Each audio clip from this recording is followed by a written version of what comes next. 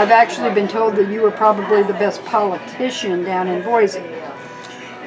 Well, I'm not sure exactly what that means. Well, politician's funny because sometimes the public has a negative perception of politician. I like to think I'm a citizen legislator. That's what's neat about Idaho's legislature. It's a citizen legislature. We're not full-time politicians. I get a kick out of one of the opponents in the lieutenant governor's race that's saying, her opponents have these 33 years total experience as career politicians. Well, she spent 10 years in the legislature. I spent 14. So is there a cutoff because she did 10 and I've done 14 that I'm a career politician and she's not? Well, that would bring up term limits, that discussion. Well, so she says. Okay. So she says.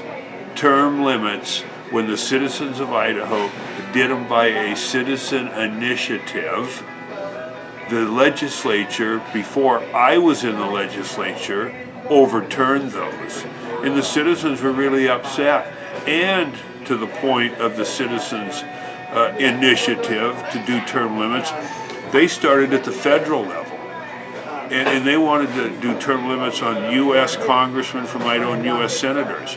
Well, if every state is not going to do term limits, that wouldn't be fair to Idaho.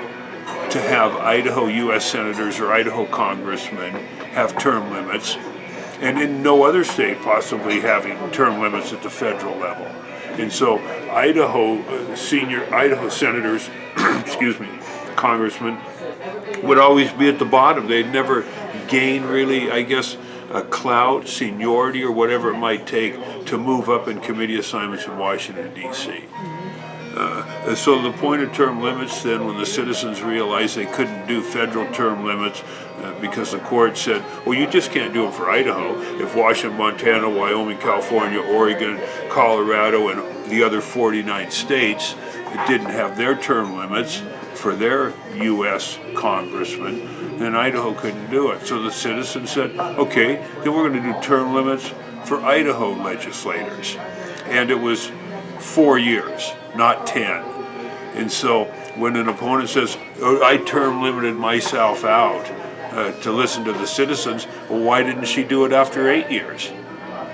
I guess people need to ask a few deeper questions. You're here to interview me about my positions and those things, so I don't want to get into a lot about what I believe about my opponents. Those are better questions to ask opponents. I just know that the citizen initiative was for 8 years, not 10. Okay, that also brings up an Article 5 convention. How do you feel about that? No, I've never supported it. In fact, the fellow that I was just talking to when you were bringing the camera in is a good friend and a good supporter of mine, owns a business, a very successful business here in Post Falls, but he's part of the John Birch Society. And they have never wanted that. I just wish that our congressmen would follow the Constitution. We don't need an Article 5 Constitution.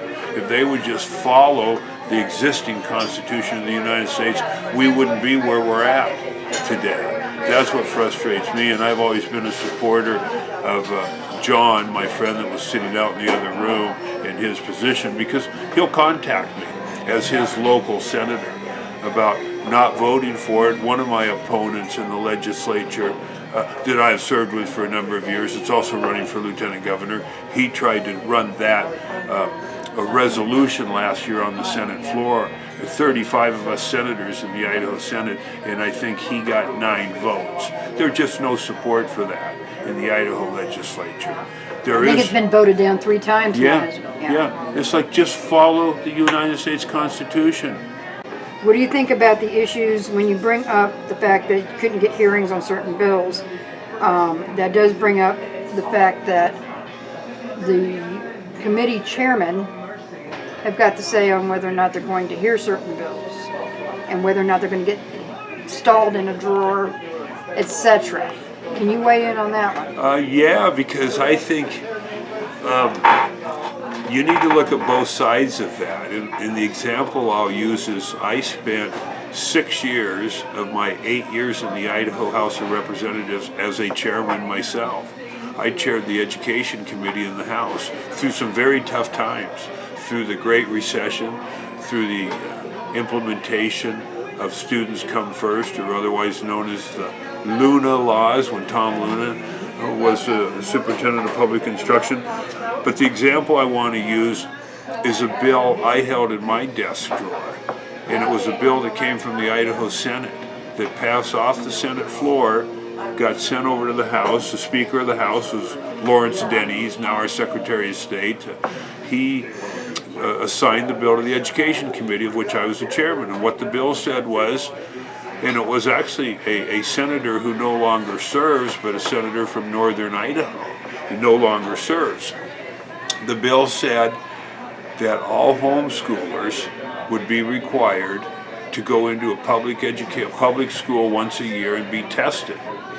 And I asked this senator, well, why would you want to do that? And she said to me, she didn't believe the homeschoolers were keeping up with public education. And I said, I would like to amend the bill. And she asked me in what way. And I said, I would like to have all public school children go into a homeschool setting and be tested every year. Because I didn't think that they were keeping up with the homeschoolers. And so to that point, the bill didn't go any further. I kept it in my desk drawer. So there's an example, I felt, of a good reason to keep a bad bill in my desk drawer. Now, to the point of a couple of times this year, a bill that was held in the chairman's desk drawer that I was actually a co-sponsor on had to do with CBD oil. That was going to be a question coming up. Go ahead and tell us about that. Well, I've been a sponsor of that twice. I've been a co-sponsor of that CBD oil. And the young boy from Scout and his mom and dad are friends, and they live down in just outside of Soda Springs in Montpelier. And I got to know Scout and his mother a couple years ago when we had the bill the first time, and it was a Senate bill that former Senator Kurt McKenzie had proposed, and it passed the Senate, went to the House, passed the Senate, and the governor vetoed the bill. And so it never became law. So this year it came back. I think it was Representative Moon, if I remember right, Dorothy Moon. She started the bill. She asked a number of us if we would be co-sponsors. I was happy to co-sponsor it with her. And the bill made it through the House, got over to the Senate committee, and it got put in the drawer. And so the point of me telling you my story a couple minutes ago about me holding a bill in a desk drawer, the homeschoolers were very happy with me for holding that bill. But now, 8-9 years later, when another chairman of another committee holds a bill that we think was a good bill.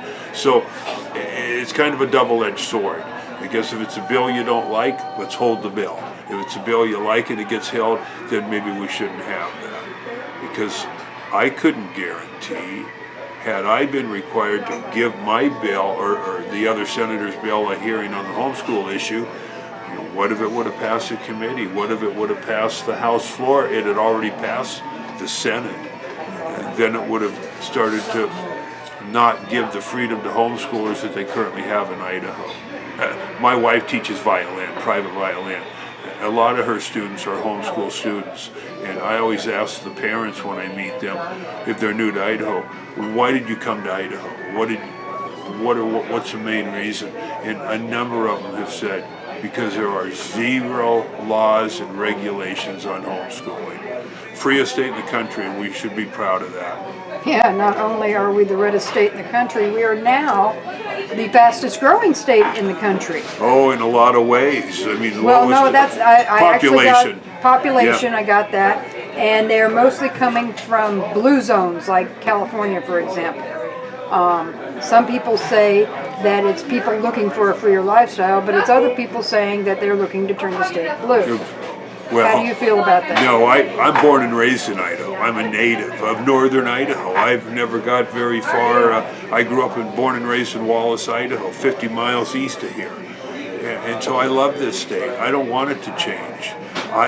Where I grew up, they were Democrats when I was a young boy up there, but they were pretty good Democrats. And what I've always said, they were God-loving, church-going, gun-packing, lunch bucket carrying, good working people.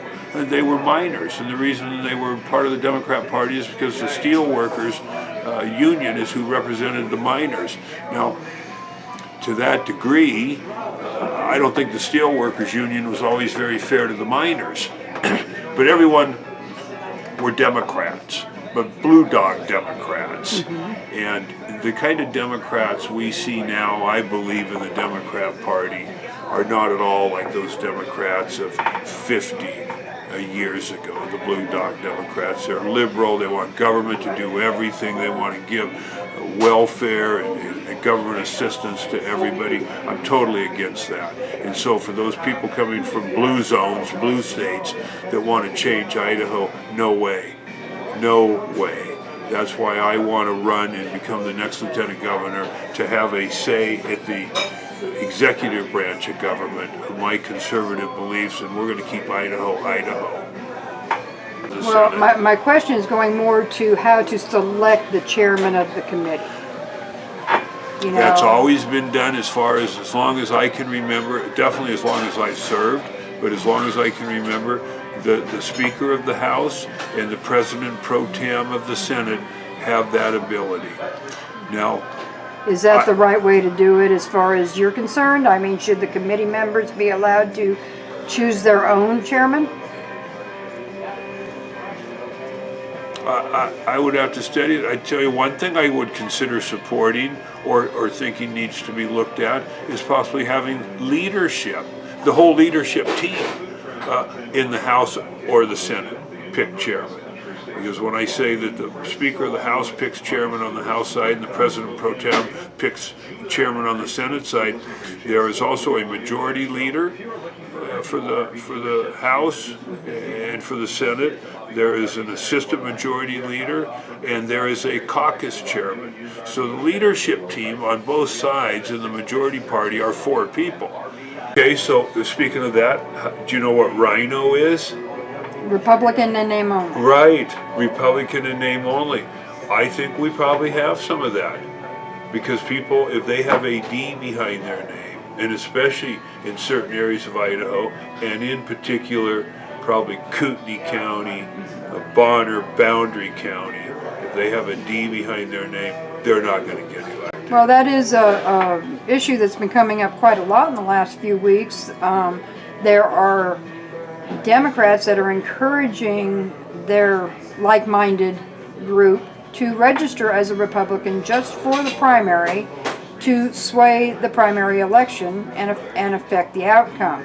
Then after the primary, to switch back to being Democrat. How do you feel about all that? I served in the legislature when we changed the Idaho primary system for the Republican Party, based on what the party asked us to do, the state party, a closed Republican primary.